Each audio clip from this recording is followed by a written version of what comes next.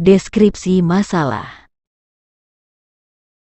Tandon atau toren air dengan berbagai merek dan bahan mulai dari berbahan plastik, stainless steel, logam, beton dan fiberglass sudah menjadi suatu kelaziman dan keharusan di masyarakat perkotaan.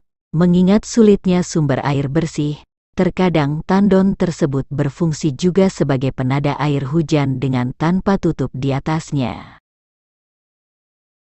Penggunaan tandon air ini sekarang sudah mulai menjamur di masyarakat pedesaan dengan berbagai alasannya.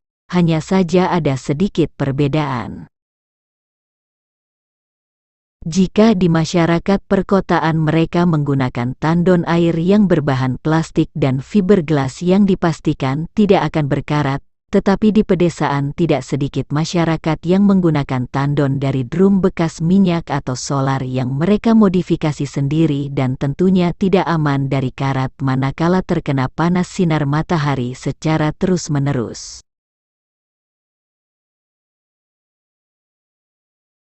Pertanyaan: bagaimana hukumnya bersuci, wudu dan mandi menggunakan air dari tandon atau toren tersebut, baik yang tertutup atasnya atau yang tidak, pada saat airnya panas akibat terkena sinar matahari, air musyamas? Jawaban: hukumnya bersuci menggunakan air dari tandon atau toren sebagaimana dalam deskripsi di atas. Menurut Syafi'iyah hukumnya khilaf. Ada perbedaan pendapat di antara para ulama. 1. Boleh dan tidak makruh. Pendapat ini dipelopori oleh Imam Nawawi. Imam Nawawi dalam kitab Majmuknya menjelaskan kelemahan dasar-dasar hukum yang dipakai oleh pendapat yang menyatakan kemakruhan penggunaan air musyamas sebagai berikut. A. Hadis yang diriwayatkan dari Sayyidah Aisyah yang dipakai sebagai dasar hukum kemakruhan penggunaan air musyamas adalah hadis doif, lemah, menurut kesepakatan semua ulama ahli hadis. Bahkan sebagian ahli hadis menyatakan bahwa hadis tersebut adalah hadis maudhu, palsu. Sebagaimana pernyataan di bawah ini. ولا يكره من ذلك إلا ما قصد إلى تشميسه فإنه يكره الوضوء به ومن أصحابنا من قال لا يكره كما لا يكره بماء تشمس في البرك والأنهار والمذهب الأول والدليل عليه ما روي أن النبي صلى الله عليه وسلم قال لعائشة وقد سخنت ماء بالشمس يا حميرة لا تفعلي هذا فإنه يورث البرص. الشرح: هذا الحديث المذكور ضعيف باتفاق المحدثين وقد رواه البيهقي من طرق وبين ضعفها كلها ومنهم من يجعله موضوعا. B. Riwayat kedua dari Sayyidina Umar itu juga merupakan hadis doif karena diriwayatkan oleh Ibrahim bin Muhammad bin Abi Yahya yang dinyatakan sebagai perawi yang doif menurut kesepakatan ulama ahli hadis. Kecuali menurut Imam Syafi'i rahimahullah, menurut beliau Ibrahim bin Muhammad bin Abi Yahya itu termasuk perawi yang sikoh, bisa dipercaya, sehingga riwayatnya bisa diterima. وقد روى الشافعي في الإمام بإسناده عن عمر بن الخطاب رضي الله عنه أنه كان يكره الاغتسال بالماء المشمس وقال إنه يورث البرص وهذا ضعيف أيضا باتفاق المحدثين فإنه من رواية إبراهيم بن محمد بن أبي يحيى وقد اتفقوا على تضعيفه وجرحوه وبينوا أسباب الجرح إلا الشافعي رحمه الله فإنه وثقه. C. Ilat hukum yang mendasari kemakruhan penggunaan air musyamas, yaitu dikhawatirkan akan terjadinya penyakit baros atau kusta atau lepra atau morbus Hansen itu tidak terbukti, karena setelah diadakan riset oleh para dokter, mereka tidak menemukan adanya keterkaitan antara penggunaan air musyamas dan penyakit baros.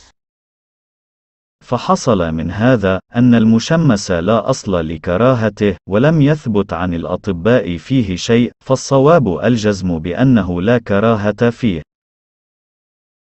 Catatan: Secara medis penyakit Barosh atau kusta atau lepra atau morbus Hansen adalah penyakit infeksi bakteri Mycobacterium leprae yang sudah kronis, yang menyerang jaringan kulit, saraf tepi dan saluran pernapasan. 2.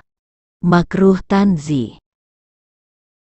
Pendapat kedua ini diikuti oleh mayoritas ulama mazhab Syafi'i. Namun, para ulama yang mengikuti pendapat kedua ini menetapkan beberapa syarat. Jika salah satu dari syarat-syarat ini tidak terpenuhi, maka hukumnya tidak makruh lagi. Syarat-syaratnya adalah sebagai berikut. 1. Air tersebut ditempatkan pada wadah yang terbuat dari logam, seperti besi, tembaga, atau timah, kecuali wadah yang terbuat dari emas dan perak. Dengan alasan ketika air yang ditempatkan pada wadah yang terbuat dari wadah-wadah yang terbuat dari logam, panas matahari akan menyebabkan partikel-partikel dari logam tersebut akan menguap dan berkarat yang dapat membahayakan kulit. Sedangkan pengecualian emas dan perak dengan alasan kemurnian bahan dasar keduanya. Jadi, jika airnya diletakkan pada tandon atau toren yang berbahan plastik atau fiberglass maka tidak makruh. 2. Panasnya air tersebut di kawasan atau negara yang panas. Termasuk kawasan atau negara yang panas adalah Yaman, Burkina Faso, Benin, Mali dan Senegal, Afrika Barat, Djibouti dan Tuvalu, Afrika Timur, Mauritania, Afrika Utara, dan lain-lain. Jadi, jika digunakan di kawasan yang tidak panas, seperti negeri Syam, yang meliputi Suriah, Palestina, Yordania dan Lebanon, atau di kawasan dengan panas sedang, seperti negara-negara yang beriklim tropis dengan rata-rata suhu panas antara 25 sampai 36 derajat Celcius seperti Mesir, Indonesia, yang dalam kitab Nihayatus Zain disebut dengan Jawa, maka hukumnya tidak makruh, sebab pengaruh panas matahari pada air di kawasan tersebut lemah.